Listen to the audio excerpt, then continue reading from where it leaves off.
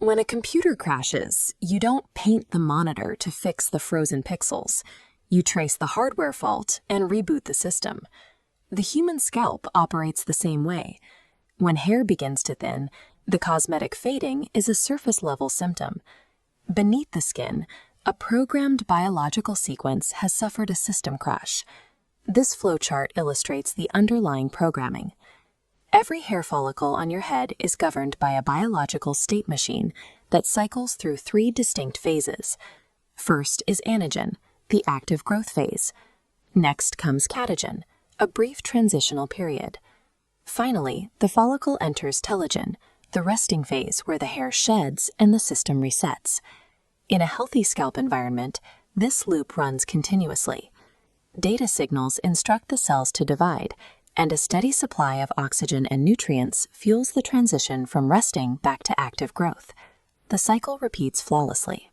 A full head of hair happens when tens of thousands of these microscopic machines successfully execute their growth loops without interruption or error. A software program is only as reliable as the physical hardware it runs on. When the local environment of the scalp begins to degrade, the instructions encoded in your genetics encounter heavy physical resistance. Over time, the fibrous tissue covering the skull can tighten, a condition known as galeal tension. This chronic tightening restricts the local capillary networks. With the blood flow pinched off, the scalp suffers from localized hypoxia, effectively starving the follicles of oxygen. Without enough fuel to power the energy-intensive anagen phase, the state machine hits an error. The follicle gets stuck indefinitely in the telogen resting state. The code to grow remains intact, but the hardware physically cannot process the command. Applying a topical hair growth serum to a scalp choked by tension and hypoxia forces active ingredients to struggle against a physical barrier. The physical blockage prevents the chemical patch from installing. Chemical patches cannot bypass physical blockages. To get the machine running again, the system requires direct mechanical force. Targeting the surface architecture is the first mechanical intervention.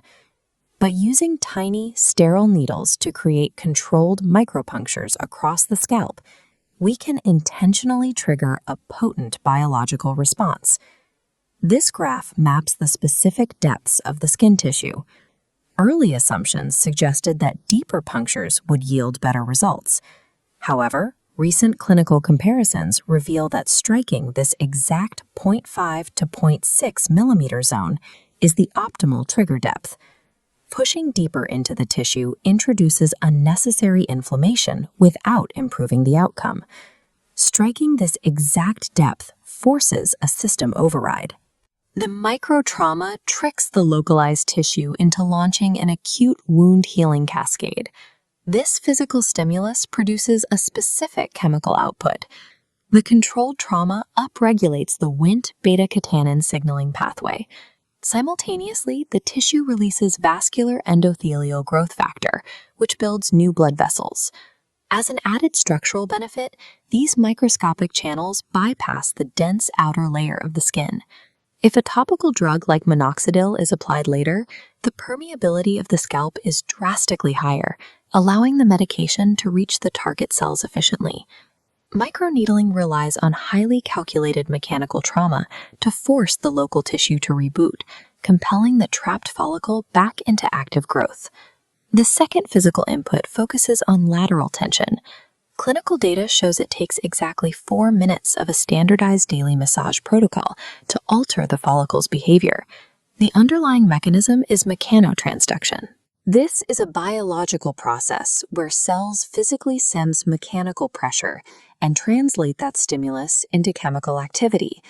Casually rubbing the surface of the hair accomplishes nothing. To activate mechanotransduction, the protocol requires firmly gripping the scalp and moving the tissue to apply lateral stretching force directly to the dermal papilla cells located at the base of the follicle. When physically elongated, their genetic expression changes.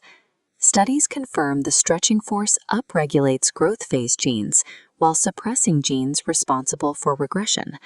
Consistency with this stretching routine provides a systemic effect. It softens the tight, fibrous tissue over the skull and reduces local stress hormones like cortisol, which are known to trigger shedding.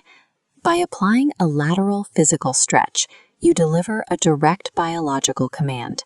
You rewrite the cell's genetic output, forcing it out of regression. Optimal hair restoration requires treating the scalp as a responsive mechanical system. This split-screen flowchart demonstrates the difference.